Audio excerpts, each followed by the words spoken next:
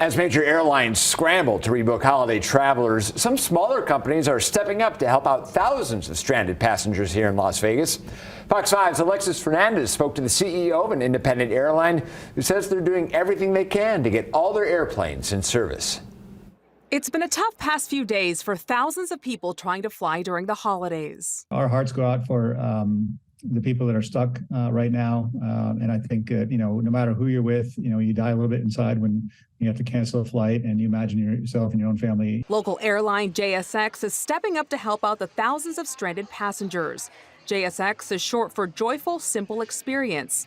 We spoke with the CEO who said they've added flights to address the current demand. We did just today add flights for tomorrow.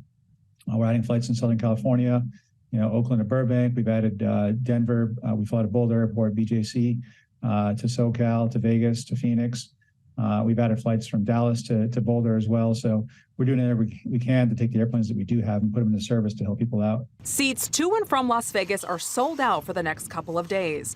Wilcox said because they are a smaller company which owns 77 airplanes total, it's much easier to operate. There is a solution. I think we have to decomplicate our businesses. Some of them have maybe gotten too big to manage through. We're talking with carriers that have close to 800 airplanes. They need to break themselves up, into different operating divisions. And so one problem in two markets, in the Midwest doesn't complicate flights, say from Vegas to Southern California or within Florida, for example. He said it's important for everyone to be patient as air travel tries to return to normal. Alexis Fernandez, Fox 5 News, local Las Vegas.